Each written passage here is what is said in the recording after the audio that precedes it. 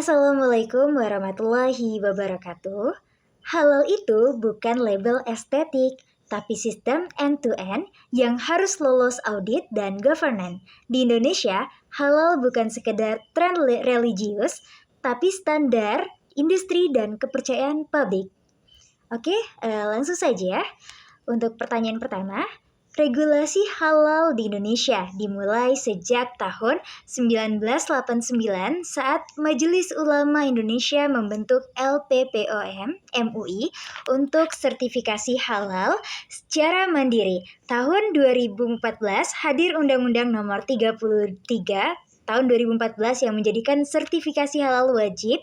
Pada tahun 2017 dibentuklah BPJPH di bawah Kemenak sebagai otoritas regulasi, lalu diperkuat dengan PP 39 2021. Artinya halal kini bukan hanya fatwa, tapi sistem nasional berbasis negara, ulama, auditor. Kemudian soal nomor 2, bagaimana sih alur proses sertifikasi halal? Nah, alur sertifikasi halal secara struktural dimulai ketika pelaku usaha mengajukan permohonan ke BPJPH. Lalu BPJPH menverifikasi kelengkapan dokumen administratif. Setelah itu BPJPH menunjukkan LPH atau Lembaga Pemeriksaan Halal untuk melakukan audit lapangan, mencakup bahan baku, proses produksi, fasilitas, hingga sanitasi dan juga sistem. Nah, hasil audit ini kemudian diserahkan kepada MUI untuk disidang dalam fatwa halal. Nah, jika di ACC, MUI menerbitkan ketetapan fatwa halal dan mengembalikan ke BPJPH. Langkah finalnya BPJPH itu menerbitkan sertifikasi halal atau SH. Dengan demikian, eksekutornya adalah BPJPH, penentunya MUI, dan pemeriksanya adalah LPH. Untuk pertanyaan nomor 3, jawabannya, dalam ekosistem halal, BPJPH berperan sebagai regulator dan administrator yang mengelola pendaftaran hingga menerbitkan sertifikasi halal. LPH bertugas sebagai auditor independen yang memeriksa seluruh aspek produksi berdasarkan standar halal. LP3H berfungsi sebagai pendamping UMKM yang membina dan membantu pelaku usaha dalam menyiapkan dokumen sistem jaminan produk halal agar siap diaudit. Nah, sementara itu, MUI itu memegang otoritas dalam penetapan kehalalan melalui mekanisme sidang fatwa. Nah, dari keempat lembaga itu membentuk rantai otomatis yang saling melengkapi antara aspek administratif, teknisi pendampingan, dan syariah.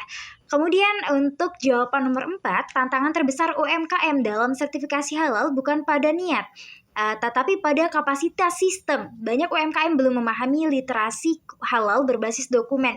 Kesulitan menyesuaikan standar baku bersertifikat halal, merasa prosesnya itu mahal dan administrasinya itu sulit.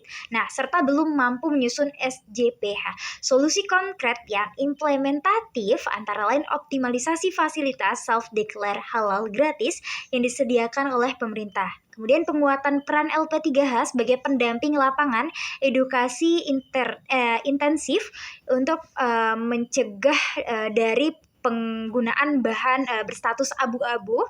Kemudian jika UMKM diperkuat dari sistem ini, maka sertifikasi halal tidak lagi sebagai beban, tetapi melainkan merupakan suatu kewajiban yang akselerasi dengan UMKM.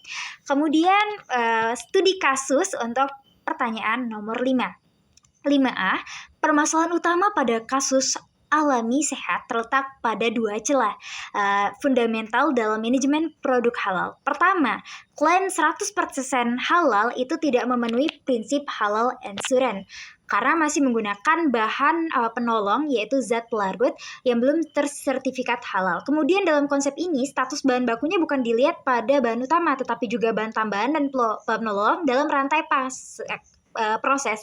Kemudian yang kedua, perusahaan belum memiliki SJPH terdokumentasi, artinya belum dalam sistem itu belum menjamin konsisten halal dan dalam operasi internal.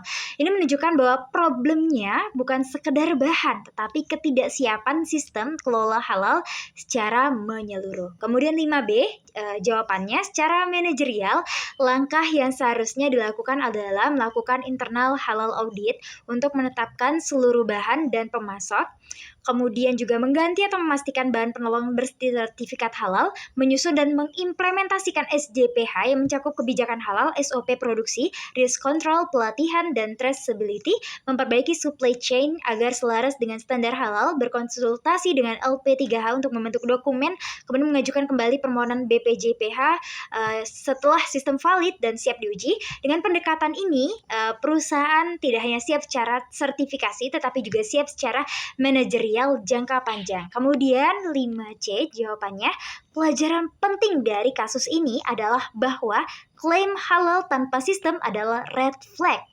Etika dan bisnis. Halal bukan semata jargon pemasaran, melainkan komitmen manajerial dan amanah struktural. Pelaku UMKM harus memahami bahwa kehalalan produk di era modern diukur dari integritas proses, kejelasan rantai pasok, validasi audit, serta konsisten sistem, bukan hanya bahan alami atau persepsi religius pasar. Dengan kata lain, halal is traceable, auditable, dan systemism.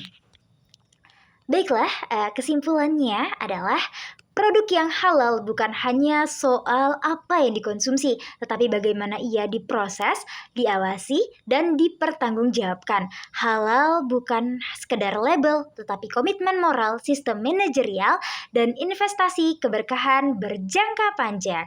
Terima kasih. Wassalamualaikum warahmatullahi wabarakatuh.